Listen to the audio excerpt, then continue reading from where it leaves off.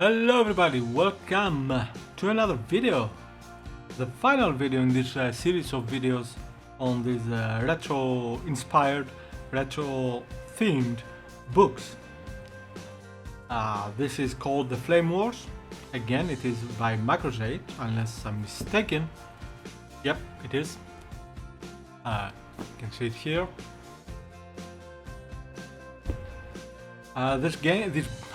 Keep saying books when I mean games, and saying games when I mean books. This book, together with the other four, were actually sent to me for free by the publisher.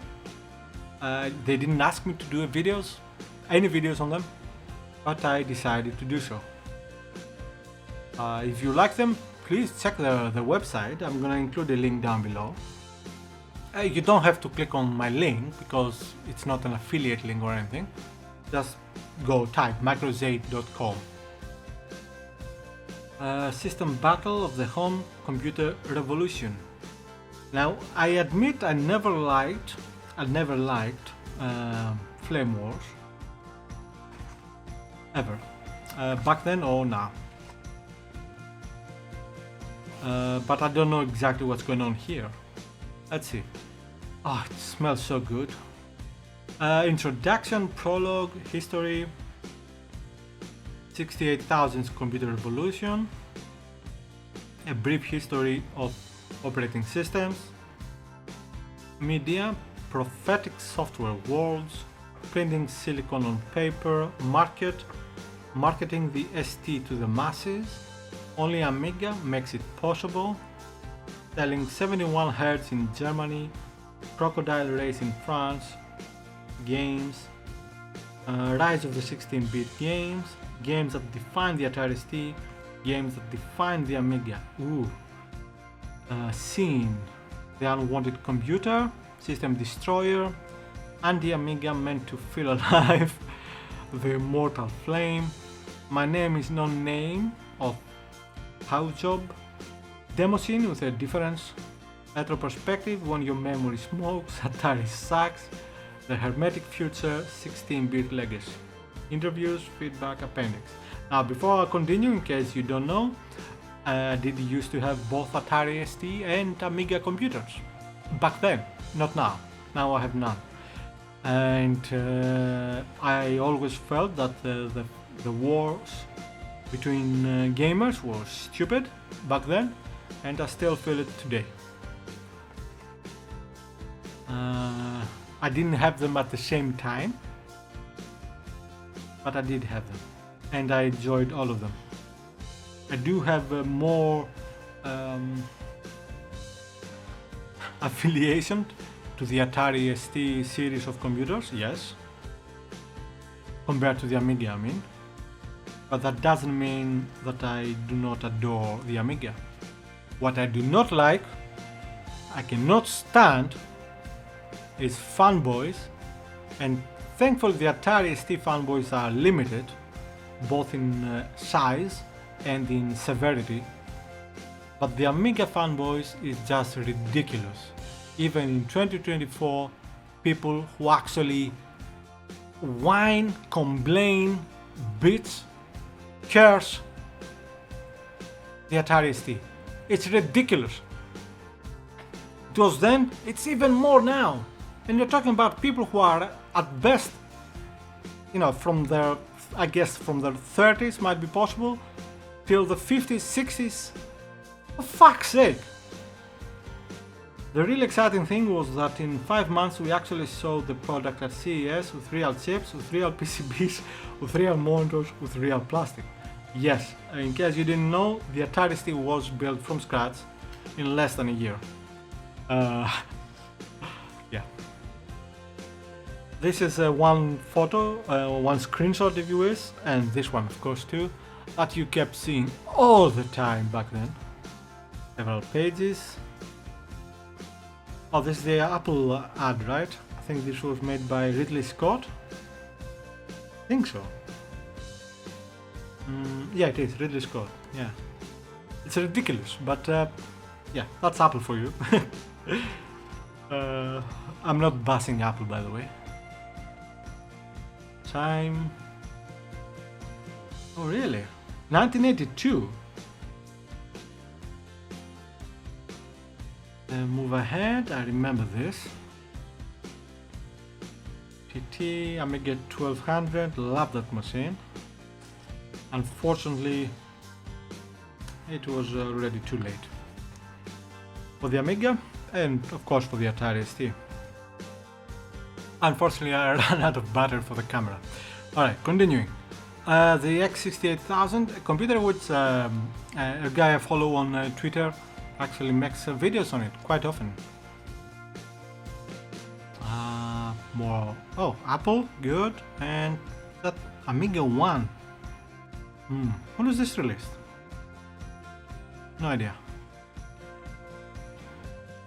2005. Special radiation hardened version of the PowerPC. I did not know that. Workbench. I was never a fan of workbench. I admit, I never found it that. I mean, obviously it was capable, don't get me wrong, but I always preferred touch, always. And later on I actually enjoyed BIOS. I don't know if you know it, but yeah, unfortunately that one died too. Oh man. Okay, that's a cool release. Video toaster, I remember this. Never used it, but I remember. The format, yeah. We had such cool magazines back then. I miss magazines. I really do miss them. Discovery Pack. When the first one was released, I was upset because I didn't have it when I got my Atari ST. So yeah. Kickoff 2, very good game, and Goal, basically Kickoff 3. I liked all the Kickoff games and the Player Manager game, which was basically a Kickoff game. Gettysburg, terrible at it. It was actually, you can get Gettysburg now from GOG for the PC version with the manuals. R-Type. The music of R-Type is just phenomenal and very, very catchy. If you start listening to it, good luck stopping. Nice.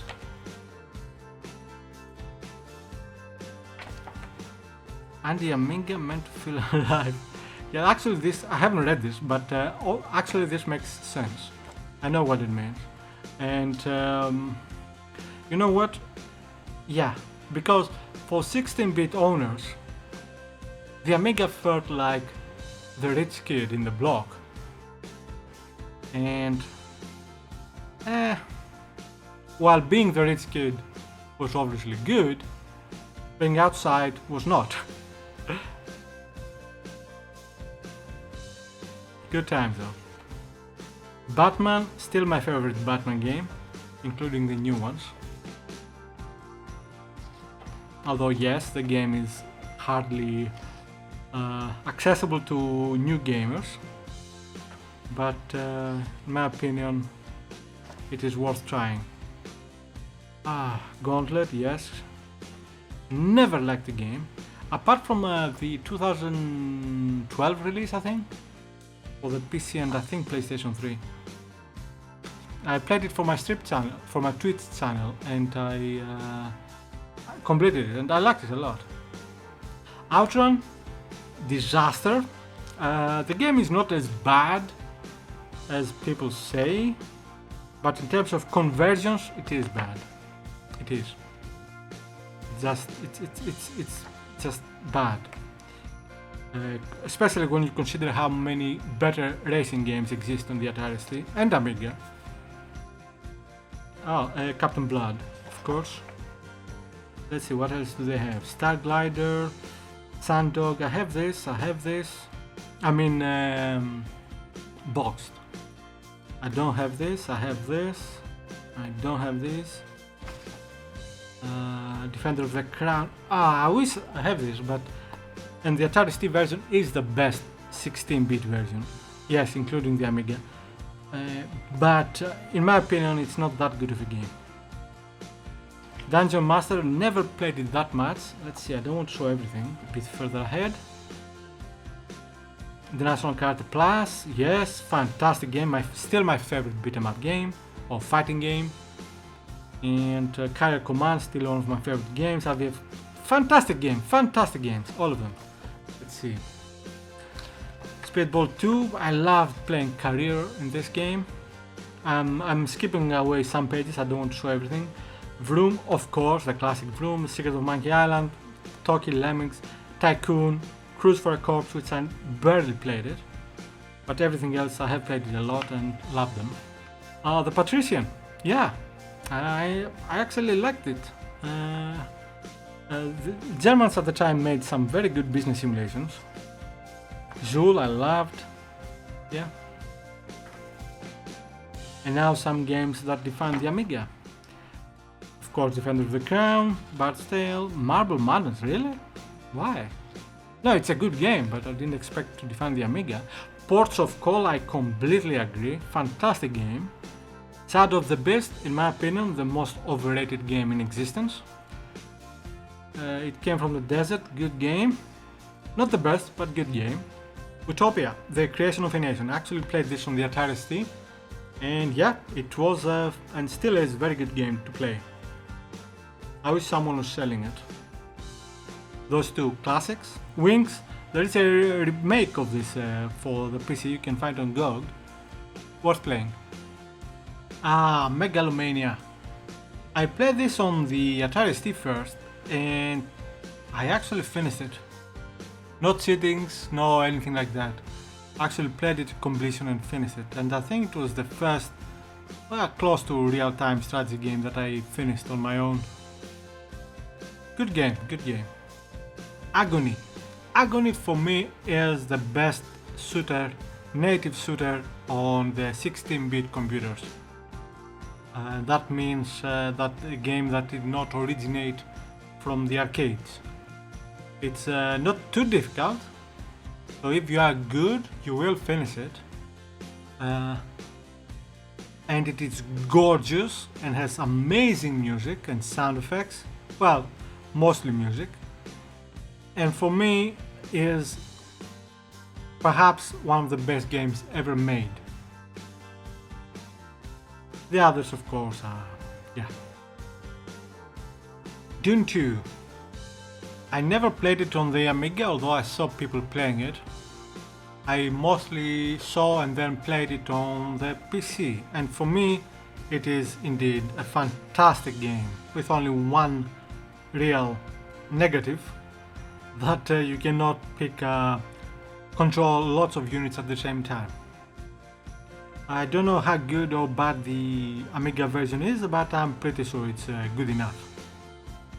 The Settlers I have played a lot on the Amiga, and yes, still one of the best of its type. Desert Strike, still one of the best games ever made. I'm saying that without fear, because why would I fear? But I could say the same for any other game on this page, Syndicate and Frontier Elite 2. The Benefactor is one of my personal favorite Amiga games. I found it really good. It's a platform/puzzle game. I totally recommend it. UFO Enemy Unknown, funny story, one of my favorite games, of course. I never played it on the Amiga. I pre-ordered the game for the Amiga, but they kept pushing it back, and eventually I decided to sell my Amiga and get a PC and get the UFO game on that. And the guy who I pre-ordered it from didn't like it, for obvious reasons. Germany and France. For me, Germany and France, in terms of gaming of that era, Germany was about detailed graphics, very realistic looking, and France was about going for the beauty, very beautiful, lots of colors and very good sound. Really, they went all out. I wonder if there was any collaboration between teams at the time from Germany and France. I cannot remember right now. Lots of information again. Xcopy. Don't remember if I ever used it. So much information here. More demo. Alright. More demos. Demo scene items. I remember this, of course. I think I remember the eggs. It's been a while. Atari sucks. I'm guessing this is from Amiga fanboys. I don't know. I haven't read it, so let's not jump to conclusions, because I know there are actually owners of Atari STs who hated Atari ST. And because they were jealous of the Amiga. I have encountered a couple, and they were ridiculous in my opinion. But whatever. Interviews. Oh, look at this. Beautiful. I'm guessing it's not a new art, but it could be, I don't know. Beautiful, whatever it is. Amiga taught me the principles of computer graphics. Atari ST taught me the principles of programming. Interesting. Now, regarding the two mice, for me, the best mouse to use was the Atari ST. Unfortunately, the Atari ST mouse was really bad in terms of how well it was built. Max Payne. Why is there a Max Payne reference here? You know what? Let's leave it for anyone who reads this later, including myself, but let's keep this spoiler free. Black Gold. I knew this game as Oil Imperium. Oil Imperium? I think so. Yeah, Oil Imperium, it says here too. A very good game, very good game. It is a mix of business, finance, business gaming, and simulation, and arcade action. Good game. And multiplayer too, if you want it. Lots and lots of interviews, deluxe, way of pixel creation. I took the Amiga route, which was at the time more costly, but boy did it spark the imagination. Alright, fair enough. Let's leave it for now. More Thalion games. I wonder what... well, I know that they closed doors, but I would like to see a modern take on these games. The closest to modern game of this is Albion for the PC, which is actually not that much later than these games. I remember this guy. What was the name of this one? I don't know, but I remember him. That's nice. And backers and other information, of course. Nice. Image credits, alright, I'm gonna have to see what that is later. The one that I couldn't find earlier. Yeah, and this was it, the Flame Wars. Another big boy. Mostly for the Atari ST and Amiga, but not only. How many pages? 400 pages, almost 400 pages. And what can I say? Absolutely gorgeous. As a book, as content. Well, I'm glad they sent them to me. Check them out. And if you haven't got these books, I recommend checking the Microzeit site, the publisher, and buying them from there. It's so cool information to have at your fingertips, and in actual paper too. Thank you very much for watching. I hope you enjoyed this video, as well as the previous 4. Why do I keep mixing that? You watch this video on either my main channel or on my retro exclusive channel, and thank you for either of them, or both if you are that way. Please hit the like and subscribe if you want to, and if you want to donate something with a Coffee link below, please do so too. It will be very helpful. I love hard books. Yeah, take care, happy gaming, and stay safe everybody. Bye bye.